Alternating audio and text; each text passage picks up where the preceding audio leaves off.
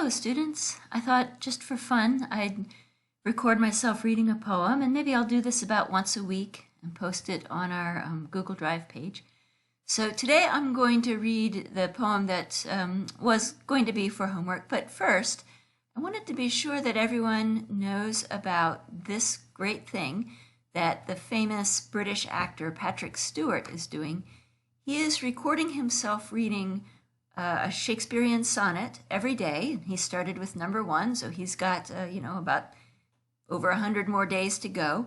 So if you follow him, if you're on Facebook and you follow him, you can hear him read all of Shakespeare's sonnets in his beautiful, beautiful voice. But for us, we're going to start, I'm going to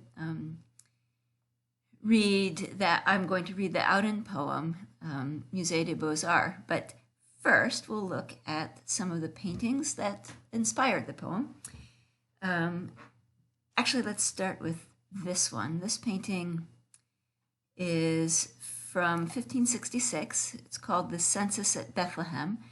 And here we see Mary and Joseph, and of course Mary is pregnant with baby Jesus, and everybody in Palestine is ordered to go to where they were born and get counted.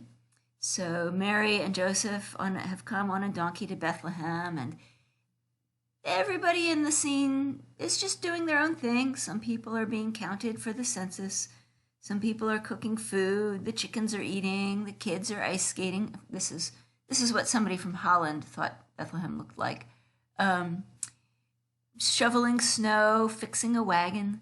So nobody has any idea that Jesus Christ is going to be born in less than a day. Here's another poem that is alluded to briefly. Another painting that the poem alludes to briefly. This is called The Massacre of the Innocents. This tells the story from the Bible of when Jesus was a boy.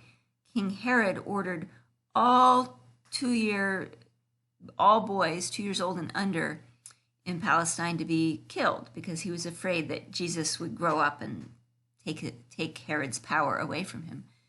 So Herod sent his soldiers out, and dreadful things are happening. They're stealing children to kill them. But meanwhile, some dogs are playing, and the horses are just standing there. Their world is no different than usual.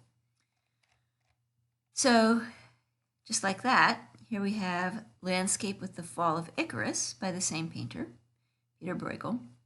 And the first thing we see in this painting is this dramatic farmer. He's plowing, he's working hard, it's spring, he's got his nice red shirt on, and this guy with his sheep and his dog, he's looking up at the sky. Maybe there's a cloud shaped like a elephant, I don't know. And the boats are sailing wherever they're going. Somebody's fishing. This bird is sitting here. And then, oh my word, look at that.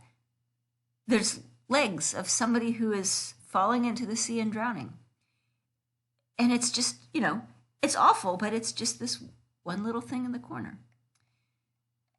So those are the paintings that this poem alludes to. Musée des Beaux-Arts. About suffering, they were never wrong, the old masters. How well they understood its human position, how it takes place while someone else is eating or opening a window or just walking dully along.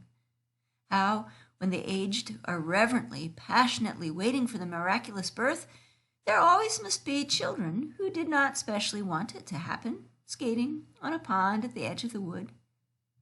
They never forgot that even the dreadful martyrdom must run its course anyhow in a corner, some untidy spot where the dogs go on with their doggy life and the torturer's horse scratches its innocent behind on a tree. In Bruegel's Icarus, for instance, how everything turns away, quite leisurely, from the disaster. The ploughman may have heard the splash, the forsaken cry, but for him it was not an important failure. The sun shone as it had to on the white legs disappearing into the green water, and the expensive, delicate ship that must have seen something amazing, a boy falling out of the sky, had somewhere to get to, and sailed calmly on.